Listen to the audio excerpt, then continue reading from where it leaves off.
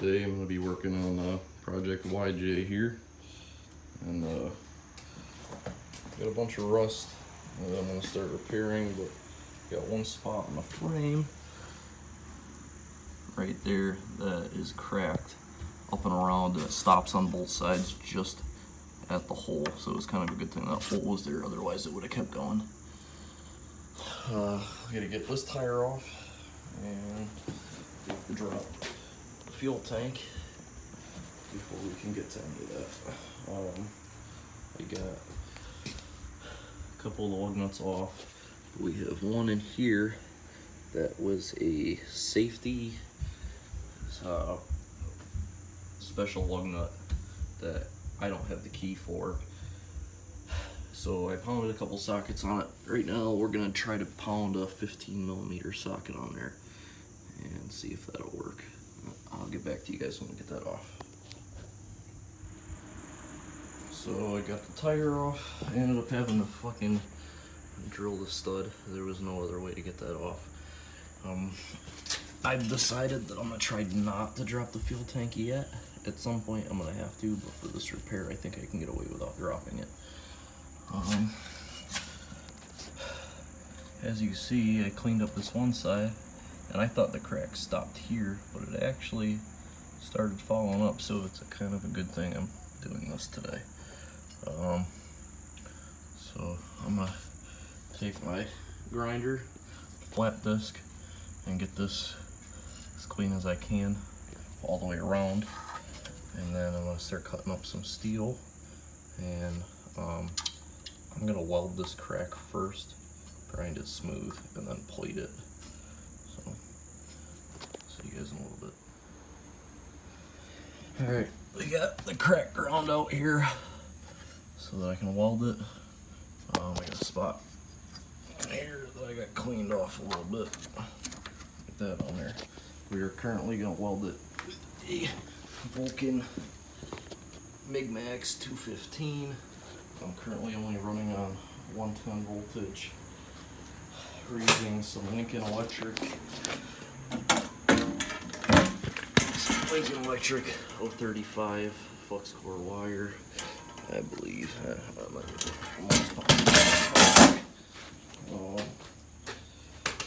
Yeah, I got my Safe Face helmet. I'm using the Vulcan MIG gloves, which are actually pretty good. As you can see, I've used them quite a bit. They will burn through, and I would not suggest grabbing stuff that's really hot because you will fall through the gloves.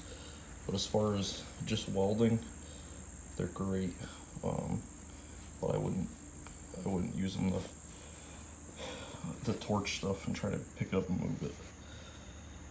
They are very comfortable, but they're pretty much only good for MIG welding. Alright, let me weld these up and we'll see what they look like. I'm probably gonna trip the breaker a few times doing this, but we'll see. Alright, we got a couple of cracks welded up. I ground them smooth. That's what you're gonna expect for a bead using flux core. That was actually 2 passes. I did a pass through the crack, and then I passed back over top of it just to make sure it was fully filled. These are the settings I'm at right now on this welder, and I'm on a 15-amp breaker. And it, I mean, for flux core, that's not that bad, especially since that's the max setting I can run before I start tripping the breaker, which is pretty good. So I'm gonna grind that one flat, and then I have some plate here that we're gonna be running over top of it. It's not super thick. That's what I'm putting on there. So I'm gonna grind the other side flat and then cut this plate out. I actually wish that it was bigger. I thought the crack stopped at the hole. I didn't realize it went up above.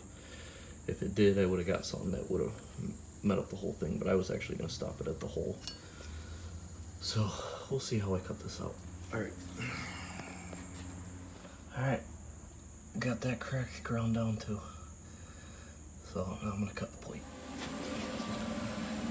Well, that's how I'm gonna catch that plate in there, fold it up on an angle, fold across that hole all the way around. That should be pretty strong. And I'm also gonna be running a plate that runs underneath here because, I mean, I'm gonna tack some of those cracks together.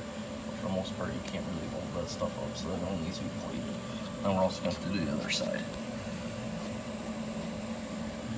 I'm not completely done with it, but that's what I've got so far. I mean, the welds aren't gorgeous by any means, but we are using fucking flux core. Still got one more side to weld, but it's fucking biting in there. I don't know if you can see that edge. Definitely penetrating. Get some of that purple in there on the side there. You can see it's heating up good at penetrating them. One thing when you're doing this shit, make sure you keep everything as clean as possible. Every time you make a weld with flux core, I'm using a wire brush on your own. Every time you make a tack weld, clean it. You make one pass, clean the whole area before you go back over it. And if you're having a problem where you're burning through, chances are you haven't gone back far enough to find good metal. Yeah. Don't just try to fucking tack weld pieces into stuff when you keep burning through and your welder's set up correctly, because chances are the metal you're trying to weld isn't as thick as you think it is. So cut that back farther, add more metal. You can always weld stuff in. Don't try to just fucking cobble the thing together. Like I said, my welds aren't the prettiest thing in the world, but I know they're gonna hold. I know I welded to good, strong, thick metal. So, there it is.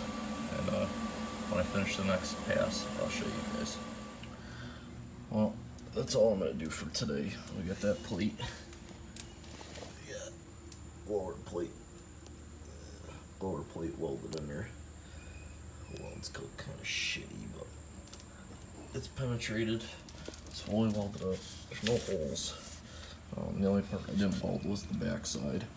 Well, my fuel tank cross member is pretty crusty, and I found that you could buy one for about $200. So, and I also need to do my shock mounts in here. So, when I do this cross member, I'm gonna weld the back side, and I'm gonna buy new shock mounts. So, here we go.